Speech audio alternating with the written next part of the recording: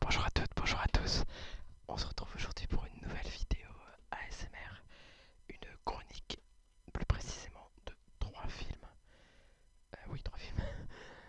Le garçon et le héron d'Hayao Miyazaki, The House, qui est une série de trois courts-métrages dispo sur Netflix, et Le Noël des Meubettes. J'ai oublié les réalisateurs, pas grave. On va commencer du plus récent au plus ancien. Donc le film le plus récent que j'ai regardé, c'était Le Garçon et le Héron, mon premier film de 2024. Euh, alors c'est le premier Miyazaki que je vois au cinéma, sachant que j'ai regardé à peu près tous les Ghibli. Il y a juste La Tortue Rouge que j'ai pas encore regardé, mais j'avoue qu'il faut que je me prépare pour regarder un film muet d'1h30. Comme ça je suis pas habitué en fait au film muet.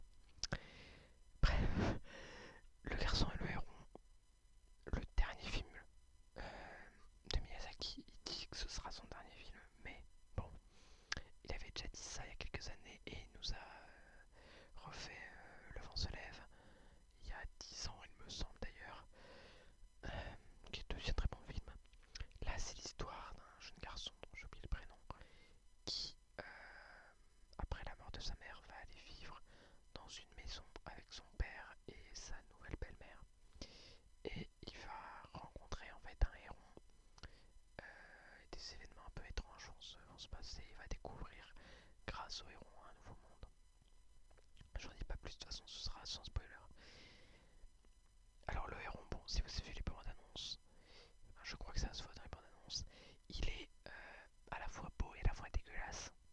Dans le sens où on se rend compte qu'il y a par exemple des dents. Bon. Et qu'il y a autre chose aussi. C'est pas un héron normal. De toute façon, on se doute, dans les Ghibli, les animaux sont jamais des animaux normaux. Que ce soit par exemple dans le royaume des chats où les chats se mettent à marcher tranquillement, ou dans Si tu tends l'oreille, il y a la statue du baron qui emmène la personnage principale dans un autre monde. Euh,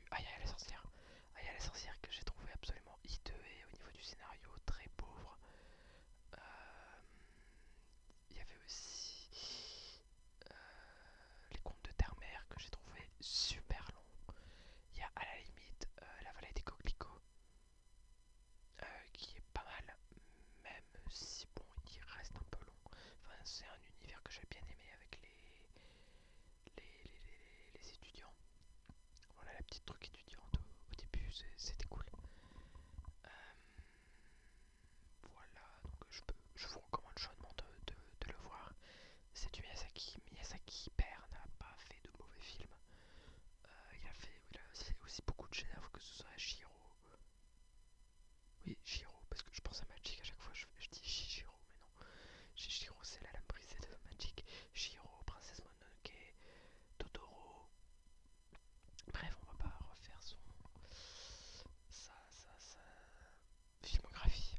Mais voilà, Miyazaki a fait ses preuves et il prouve encore qu'il a du talent, même si j'ai trouvé quelques avis qui divergeaient par rapport à ce film. Donc je pense que c'est dû à cette accessibilité qui est pas tip top, mais bon. Après, le film est pas inaccessible puisque j'ai regardé avec mon fiancé et lui qui est pas du tout dans cet univers à la fin, il connaît un peu les films d'animation, mais il regarde pas trop. Il a beaucoup apprécié aussi le film, donc je pense que qu'il mérite franchement sa chance auprès des connaisseurs comme des néophytes. Ensuite, on va passer à The House, donc qui est une série de 3 courts-métrages sur Netflix qui sont regroupés en un film de 1h30. On a d'abord un couple avec une petite fille et un bébé qui emménage dans une nouvelle maison. On a ensuite, deuxième histoire, un rat qui essaye de vendre sa maison mais qui se fait un peu envahir par des acheteurs. Et le dernier, c'est une femelle chat, pour pas me faire peine, qui tient un genre d'hôtel. Sauf qu'elle a beaucoup de problèmes à tenir son établissement. Et tout se passe du coup dans la même maison qui évolue au fil du temps. Puisqu'il me semble que la famille pauvre c'est le présent, le rat c'est passé, le rat c'est le présent et les chats c'est le futur. Ce qui serait d'ailleurs, je viens d'y penser, en fait c'est logique, vu que si le présent c'est les rats, bah ils ont été chassés par les chats. Mais bref, alors les films sont assez inégaux, pas en qualité mais en termes de puissance évocatrice. J'ai beaucoup aimé le premier, même si la fin était un peu, pas bizarre, puisque on comprend la fin, mais un peu étrange par rapport au reste. Même si bon, la fin du deuxième court métrage est pas étrange, mais compréhensible, on va dire. Compréhensible, pardon, pas compréhensive. Euh, que dire sans trop spoiler vu que c'était court métrage, bah... Pardon. J'espère que ça fera de la l'ASMR. On va dire, je crois que celui que j'ai préféré c'est le deuxième avec le rat. Même si le premier court métrage était pas mal. Celui que j'ai le moins entre guillemets apprécié c'est celui avec les chats, même si le tout était plus que correct, hein, y a rien à redire là-dessus. Mais voilà, j'étais plus impliqué dans celui avec les rats. Je sais pas pourquoi. Mais voilà, il y a un genre de pas de plot twist, mais voilà, des révélations qui se font au fil de l'intrigue, qui sont très appréciables, qui changent un peu la donne du film. Et voilà, j'ai très peu de choses à dire sur ce film, parce que c'est dur de faire sans spoiler en fait. Donc je vais m'arrêter là. Et voilà, bon, ça fera une petite chronique comme d'habitude de 10-15 minutes. Je pense que ça c'est correct. Euh, le dernier film de Noël des Muppets que j'ai regardé un peu avant Noël. Alors, le monde des Muppets je connais, mais il ne m'est pas du tout familier. Genre, j'ai jamais regardé la série. Je connais les mêmes avec Becky, Kermit et tout ça. Notamment les petites images de Kermit dans plein de situations, genre qui est triste, qui s'essuie l'œil. Voilà. Et ce film est en fait c'est bon, une adaptation d'un conte de Noël, Christmas Carol de Dickens. Et franchement, le film il jongle très bien entre l'humour et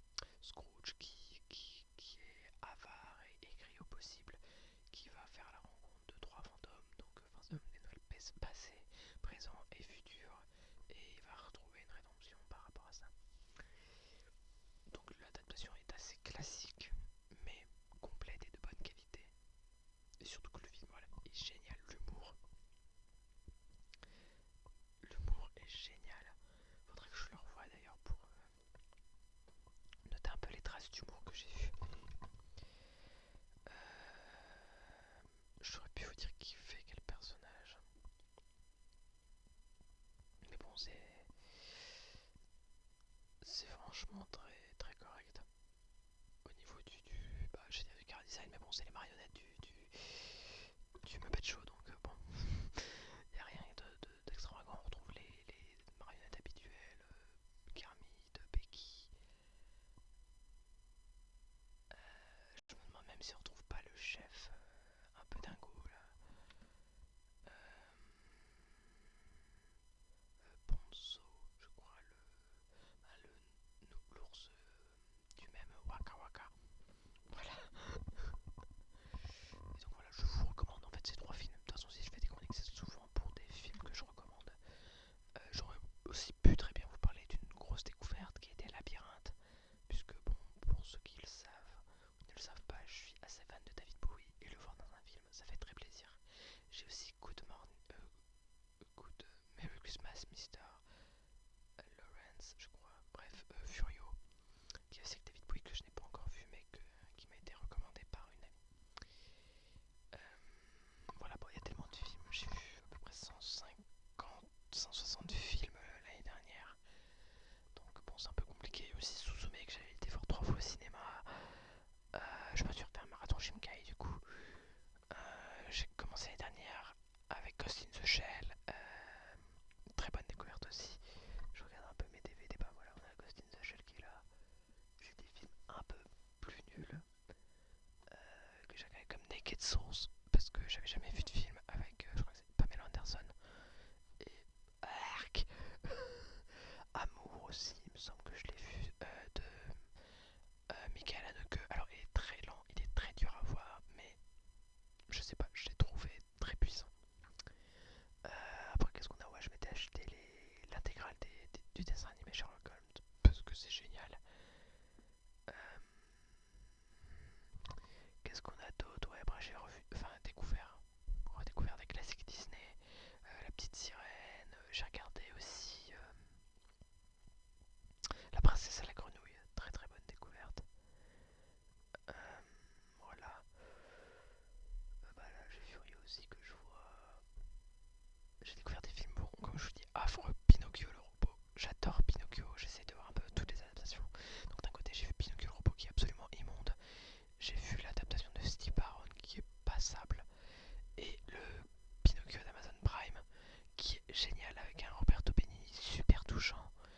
Des effets spéciaux très bien. Et je crois que c'est une des adaptations les plus fidèles en termes de fidélité d'adaptation. Après il y a aussi celui de Guillermo del Toro qui est très plaisant à voir, qui est un peu dépaysant, que ça se passe pendant les délits fascistes, mais il est franchement très très bon, que ce soit au niveau de la technique ou du scénario. De toute façon, Guillermo del Toro, j'ai pour l'instant pas été déçu. Après, j'ai vu pas beaucoup de films, j'ai vu son cabinet des horreurs, mais c'est pas vraiment lui qui réalise les films. Et Labyrinthe de Pan qui est absolument génial, mais tout à fait horrible dans ce qu'il raconte. Voilà, après je sais plus si certains films je les ai vus en 2023 ou 2022, mais bref, des petits films que je vous recommande. Zootopie, que j'ai apprécié, que j'ai kiffé même. Ouais, Love Exposure, Sans Notion, ah oui, The Forest of Love, aussi de Sans Notion sur Netflix. Alors il dure 2h30, mais c'est du Sans Notion, enfin il m'a jamais déçu. Enfin, cinématographiquement parlant, il m'a jamais déçu, mais en tant qu'humain, un petit peu. Ouais, il y avait des trucs pas ouf malheureusement. Et ça me pète les pieds, enfin pour pas être vulgaire, ça me tend que des gens aussi talentueux fassent autant de la merde en fait. Je vous laisse rechercher parce que bon, j'ai pas envie de passer de mauvaises vibes. Ici, on est là pour se détendre. ASMR, canard, coffret, coquelicot, coquelicot, coquelicot, coquelicot. Après là, ah oui, j'avais été voir House, donc House ou chef-d'œuvre complètement what the fuck, et aussi Tetsuo the Iron Man. What the fuck à l'état pur, ça dure 1h10 et je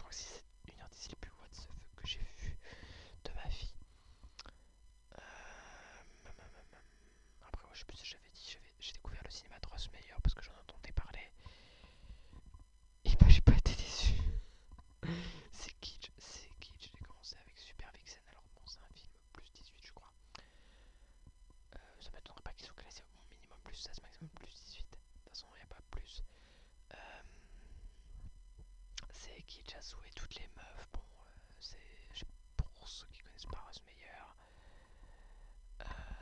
comment dire, disons que le kiff de ce gars-là, bon, il y a vraiment une tête de papy pervers, je suis désolé, mais disons que son kiff c'est les gros tétés, donc bon, il y en a à foison dans le film, mais ma super vixen est giga kitsch, c'est une horreur. Genre toutes les meufs, elles sont super devant leur prénom parce que ça donne un côté que je ne connais pas. Franchement non, c'est horrible. C'est horrible. Il y a un scénario mais qui est mince comme comme un fil à couper le beurre. Après là aujourd'hui j'ai acheté quelques DVD. On a du Hook parce que j'étais pas sûr de l'avoir. On a tout ce que vous auriez aimé savoir sur le sexe mais que vous n'osiez jamais demandé. Puisque j'ai découvert Woody Allen avec Minuit à Paris et que j'ai pas renouvelé l'expérience, pourtant j'avais kiffé Minuit à Paris. Et apparemment ça a l'air d'être un film à sketch donc pourquoi pas. Je découvrirai l'humour court de Woody Allen. Après j'ai acheté des DVD de mon enfant, genre Les Rois de la Glisse. Ou mince comment il s'appelle, euh, bon des dessins animés comme les animaux du bois de Katsu. Voilà, c'est un truc que je connais parce que des gens de ma famille ont connu ça. Et l'ami qui était avec moi m'a fait ouais c'est trop bien. Je sais, c'est toi qui me le dis. Euh, je vous ai même pas présenté mon compagnon de tous les jours quand je travaille. Ah là là, c'est une honte. Alors, c'est pas mal donc dans le petit vase raccoon. Voilà, je vous présente Monsieur Pic Pic et son bébé. Alors à la base il n'y avait pas de bébé, mais apparemment ils se sentent tellement bien qu'il a décidé de faire un petit bébé. Et c'est giga cool, même si j'aime bien enfin, je préfère les cactus droits où il y a juste une tige. Mais bon, écoutez, on va les laisser vivre. Ouais, en fait, je fais une chronique, mais je vous parle de 36 millions de films. Prenez des notes. Ouais, j'ai aussi un autre Futurama parce que là j'avais Into the Wild Green Yonder et j'ai, je crois, Bender's Game, quelque chose dans ce genre là. Il y a aussi, j'avais commencé Earth Like a Hand Grenade, le documentaire sur la création du musical, je crois, de American Idiot. Ah bah ça me fait une super transition pour vous dire au revoir en fait, puisque la semaine prochaine ce sera donc, bon la vidéo arrivera un peu tard, ce sera une review du 14e album de Green Day, Saviors. Il y a déjà 4 singles qui sont sortis, qui sont absolument géniaux. Euh, donc voilà, j'écouterai l'album en entier, je vous ferai un unboxing puisque je me suis acheté un vinyle édition spéciale. Alors, ce qui est bien en même temps, pas bien, c'est qu'ils ont fait 36 000 versions de vinyle. Et moi qui aime bien collectionner, voilà. Mais bon, j'ai de la chance parce qu'en France, on n'a qu'une ou deux versions de vinyle, donc ça va. Parce qu'à chaque fois que je reçois, je suis abonné à la newsletter, à chaque fois que je reçois, l'autre vinyle a été sold out. Voilà, on vous a sorti un autre vinyle. Et j'étais aussi triste de voir qu'ils avaient fait des CD signés en très peu d'exemplaires. Et bah, j'ai reçu la notif pendant la nuit quand je me suis réveillé, j'ai regardé direct. Il y en avait plus. En plus, les CD étaient à genre 19 €, pas du tout. Parce que bon, après, non, je peux pas comparer parce que c'est un vinyle, mais voilà, d'habitude, les trucs signés, c'est un prix prohibitif. Genre, ça tape facilement dans les 30-40 € parce que bon je sais là j'ai récemment acheté Roger Yukomi en édition pardon de luxe, j'avoue, juste pour le Loud Kids Journal vu que l'album je l'ai sur Spotify. Mais voilà, je voulais Loud Kids Journal et j'ai pas été déçu, franchement. Je sais plus si je vous l'avais dit, mais Maneskin c'est un groupe que j'adore et j'ai pu aller voir les voir pardon en concert l'année dernière avec ma meilleure amie. On s'est éclaté comme jamais. Donc voilà. Et cette année, du coup, je vais aller voir Green Day. Donc, si vers juin, vous êtes aux alentours de Lyon et que vous voulez me voir, je serai au concert de Green Day à Lyon. Voilà, voilà. Bah écoutez, je vais vous dire la semaine prochaine. Je vais essayer de sortir la vidéo pas trop tard. Donc, il y aura peut-être deux vidéos semaine, je verrai entre le taf, les préoccupations personnelles,